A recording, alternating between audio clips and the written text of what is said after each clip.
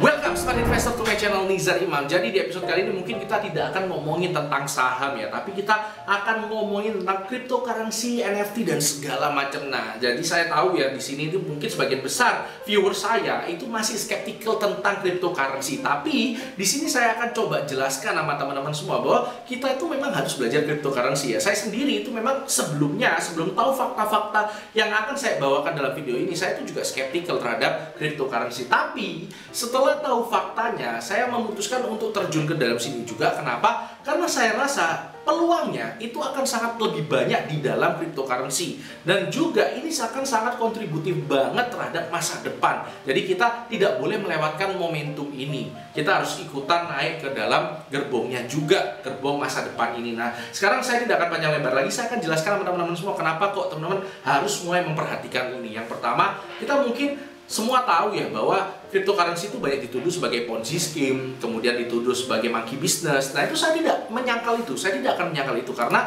di dalam banyak koin ini, saya yakin 90% atau 80% itu mungkin akan kembali ke nol lagi value-nya. Jadi memang mungkin di dalam sini ada monkey business, ada Ponzi segala macam mungkin ada. Tapi sebagai seorang investor yang melek dan ingin mencari opportunity, kita itu harus mencari lebih dari ini. Kita harus perlebar lagi scope kita. Kita harus melihat ke underlying teknologinya. Jadi mungkin teman-teman sudah tahu ya bahwa underlying teknologi dari kripto itu adalah blockchain. Di sini saya tidak akan terlalu menjelaskan blockchainnya. Saya akan lebih ke ngasih tahu teman-teman kenapa kok kita harus masuk ke sini.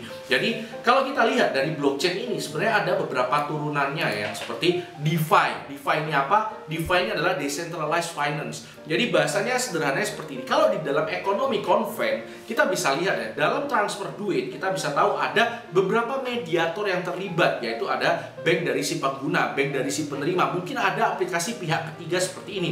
Nah, dalam decentralized finance ini semua bisa dihilangkan. Nah, bayangkan berapa banyak regulasi yang dihilangkan, berapa banyak waktu yang dihemat, berapa banyak fee yang dikurangi. Itu kita harus bayangkan itu.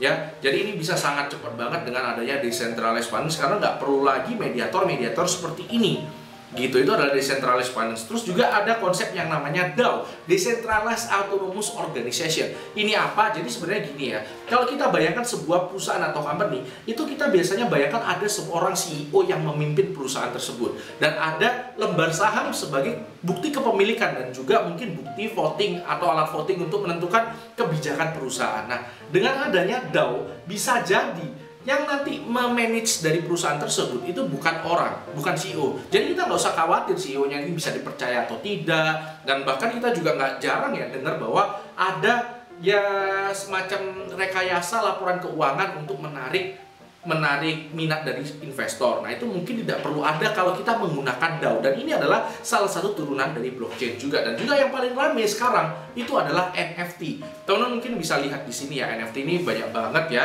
dan saya juga yakin juga mungkin 95% ini nanti nilainya tidak akan keluar dari nol ya. Dan ini bisa dibilang monkey business bisa. Tapi kita harus lihat lagi lebih dalam value-value yang ada di sini. NFT itu kalau kita bayangkan tidak hanya digunakan di art, tidak hanya sekedar art. Artinya kalau teman-teman mungkin beli properti, beli tanah, beli rumah, dan bukti kepemilikannya alias sertifikatnya itu dicantumkan di NFT, berapa banyak masalah yang selesai. Ya, masalah sertifikat ganda, masalah mafia tanah itu mungkin bisa diselesaikan dengan NFT ini. Dan kalau teman-teman lihat barang-barang yang mewah, barang-barang yang limited edition, itu mungkin banyak imitasinya. Dan dengan adanya NFT ini itu juga mungkin bisa diselesaikan. Jadi NFT itu nggak sekedar hanya art. Pemahaman orang-orang sekarang itu NFT cuma art itu sama kayak pada saat tahun 90-an, internet itu cuma dianggap sebagai mesin pencari. Nah, sekarang seperti itu, NFT dianggap cuma sebagai art, padahal lebih dari itu value-nya. Nah, gitu ya. Dan juga kita harus tahu kalau memang dunia ini segera bergerak menuju ke metaverse, kita harus tahu bahwa fondasi dari metaverse itu salah satunya adalah blockchain.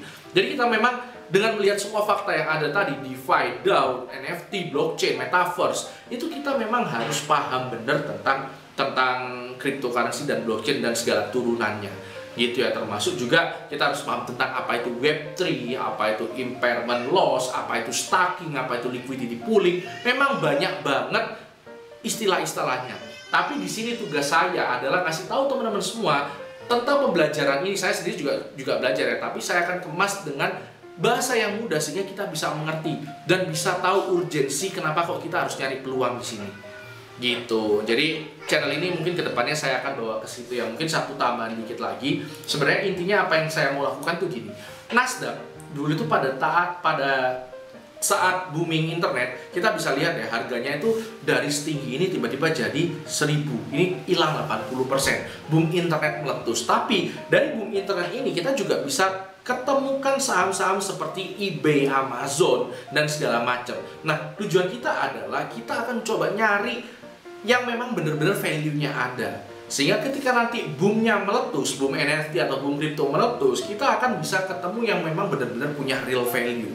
Karena memang real value ini susah dicari tahu sebelum boomnya meletus ya. Karena selama masih bubble seperti ini, orang-orang masih akan skeptical, menganggap ini scam segala macam seperti itu. Nah, ini kebetulan karena saya juga akan channelnya menuju ke arah sana, ini kebetulan banget saya dapat sponsor juga dari BitMEX. Nah, BitMEX ini apa? BitMEX ini adalah platform trading kripto yang cukup lama udah ada di global ya, bahkan ya nggak di Indonesia, di global bahkan ya. Nah, di sini kita bisa ngapain aja? BitMEX ini ya tentunya kita bisa, pertama adalah trading tentang kripto. Di sini bisa, dan di sini juga kita bisa dapat earn. Nah, BitMEX earn ini apa? Ini kalau di saham ini seperti kayak dividen ya. Dapat dividennya dari mana? Dari ngehold koin-koinnya seperti USDT, XBT seperti ini. Nah, ini kita bisa dapat ya semacam dividen seperti ini kayak gitu. Dan juga kita bisa ya ada namanya crypto converter ya. Mungkin kalau teman-teman di crypto udah pada sering dengar seperti PancakeSwap, Uniswap. Nah, ini mungkin kurang lebih sama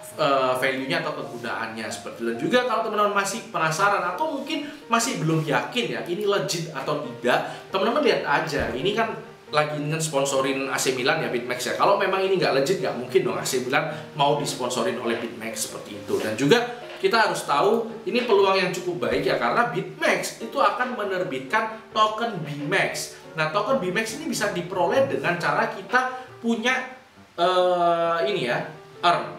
Jadi kalau kita punya 500 USDT di sini, kita dapat 5 BMEX koin, 1000 USDT, 15 BMEX token. Nah, seperti itu kita bisa lihat di sini registernya ini ya, kita bisa lihat. Dan juga kita bisa lihat di sini kita dapat koin itu dari total trading fee kita. Sebagian dari total trading fee kita itu akan diberikan token BMEX token 25% tepatnya ya. Dan juga kita bisa dapat dari referral offer. Nah, teman-teman ini mumpung lagi ada kesempatan seperti ini, karena token ini nanti pasti juga bisa diperjualbelikan. Jadi ini semacam kayak giveaway lah kalau teman-teman mulai trading crypto di BitMEX. Nah, mungkin episode kali ini itu aja ya. Kalau teman-teman suka atau tertarik dengan pembahasan fundamental kripto dan fundamental NFT, jadi ini nggak cuma sekedar hype-hype-nya ya, Kak. Kita nggak cuma sekedar nyari apa yang besok cuan, apa yang besok turun, nggak sekedar itu. Kita benar-benar mendalami fundamental dari kripto. Teman-teman like, komen, dan subscribe video ini. Oke, itu aja. Karena hidup harus seimbang, tetap cerdas, dan tetap santai.